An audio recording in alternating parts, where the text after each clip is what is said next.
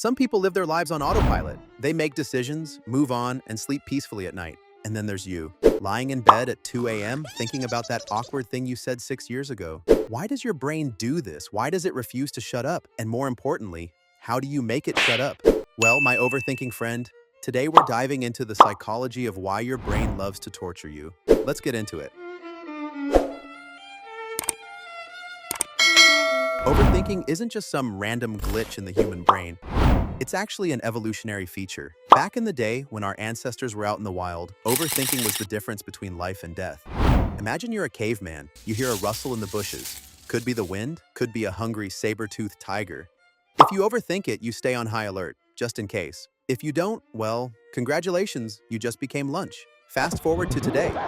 There are no saber-toothed tigers in your living room, hopefully, but your brain still sees threats everywhere. Instead of a tiger, it's, did I word that text weird? Instead of, where's my next meal coming from? It's, what if I embarrass myself in front of my boss? Your brain thinks it's protecting you, but in reality, it's just stressing you out over things that literally do not matter. Okay, so your brain overthinks to protect you, but why does it feel impossible to snap out of it?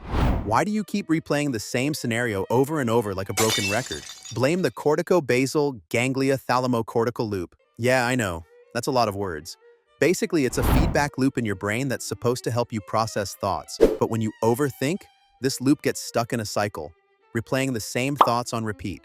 It's like when you get a song stuck in your head, except instead of a song, it's, why did I say that dumb thing in class? And instead of lasting 5 minutes, it's haunting you for years.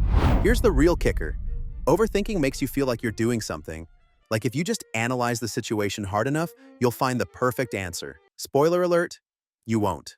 Studies show that overthinking actually reduces your ability to solve problems. Your brain gets stuck on the problem itself instead of moving forward. It's like revving a car engine while still in park.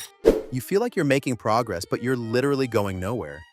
All right, so how do you actually stop overthinking? Here's what doesn't work: telling yourself to just stop. That's like telling a dog to stop barking at a squirrel.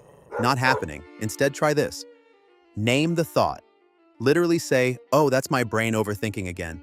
This helps you separate yourself from the thought instead of drowning in it. Distract yourself. No, really. Studies show that shifting your focus, watching a show, exercising, or even doing a silly little dance can break the loop. Give yourself a deadline. If you must overthink, set a timer. All right, brain. You have 5 minutes to obsess over this and then we're moving on. Sounds dumb, but it works. Ask yourself, will this matter in a year? If not, it's probably not worth your mental energy.